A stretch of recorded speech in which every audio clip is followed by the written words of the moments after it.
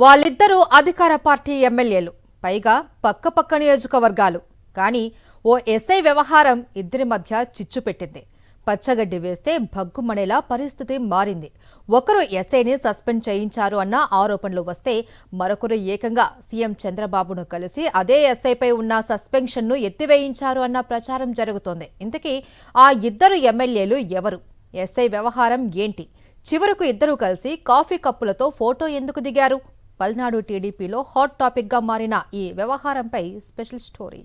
ఈ ఫోటోలో కనిపిస్తున్న ఇద్దరు నేతలు గురజాల ఎమ్మెల్యే ఎరపతినేని శ్రీనివాసరావు, మాచర్ల ఎమ్మెల్యే జోలకంటి బ్రహ్మానందరెడ్డి. ఇద్దరూ కలిసి ఏకాంతంగా కాఫీ తాగుతున్న ఈ ఫోటో చూస్తే మంచి స్నేహితుల్లానే కనిపిస్తున్నారు.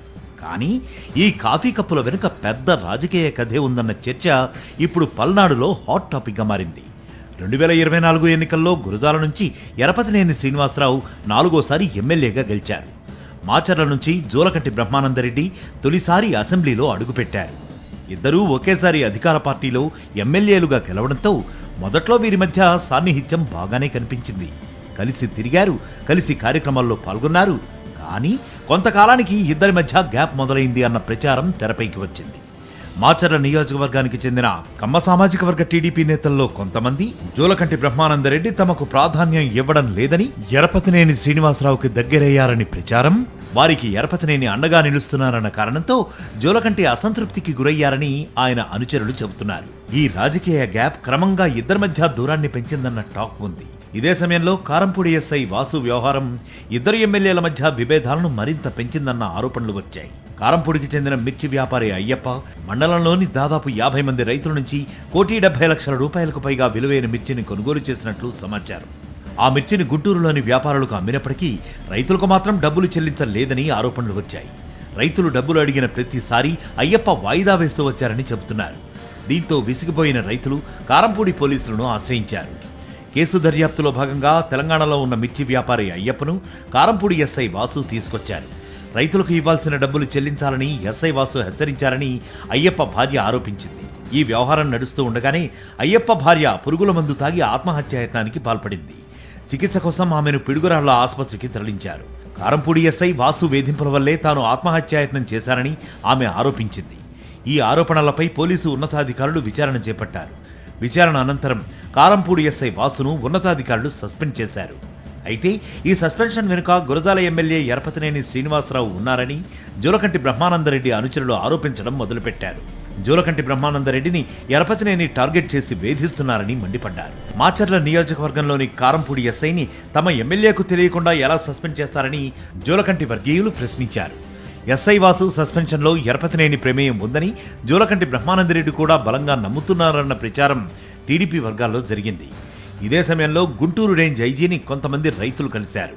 ఎస్ఐ వాసు తమకు అన్యాయం చేశారని ఫిర్యాదు చేశారు. అయితే మరుసటి రోజే మరో వర్గం రైతులు ఐజీని కలిశారు.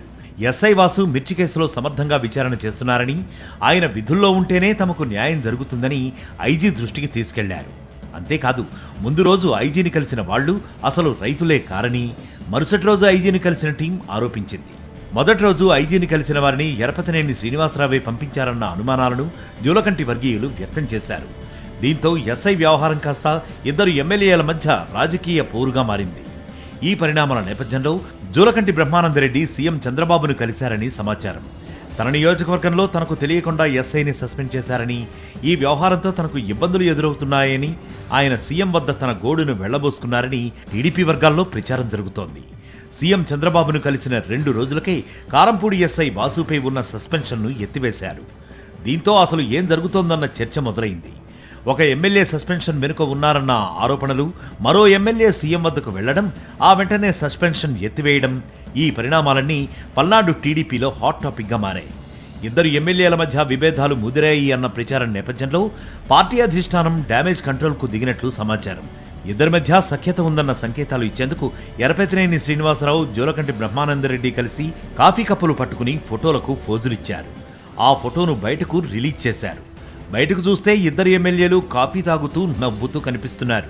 కానీ ఆ కాఫీ కప్పుల వెనుక ఎస్ఐ సస్పెన్షన్, రైతుల ఫిర్యాదులు, ఐజీని కలిసిన 2 వర్గాలు, సీఎం చంద్రబాబుతో జోలకంటి భేటీ, ఆ తర్వాత ఎస్ఐ సస్పెన్షన్ ఎత్తివేత, ఇలా ఎన్నో పరిణామాలు ఉన్నాయి. ఇద్దరి మధ్య పచ్చగడ్డి వేస్తే భగ్గుమనే పరిస్థితి ఉందన్న ప్రచారం జరుగుతున్న వేళ అధిష్టానం ఆదేశాలతో ఇద్దరూ కలిసి కాఫీ కప్పులు పట్టుకుని ఫోటోలకు ఫోజులు ఇవ్వడం ఇప్పుడు ఆసక్తికరంగా మారింది. మరి ఇది నిజంగానే ఇద్దరి మధ్య గ్యాప్కు ముగింపు పలికిన కాఫీనా, లేక బయటకు స్నేహం లోపల కొనసాగుతున్న రాజకీయ వార్కు సంకేతమా అనేది ఇప్పుడు పల్నాడు టీడీపీలో చర్చగా మారింది. మరిన్ని అప్డేట్స్ కోసం ఛానల్ను సబ్స్క్రైబ్ చేయండి. నోటిఫికేషన్స్ కోసం బెల్ ఐకాన్ పై క్లిక్ చేయండి.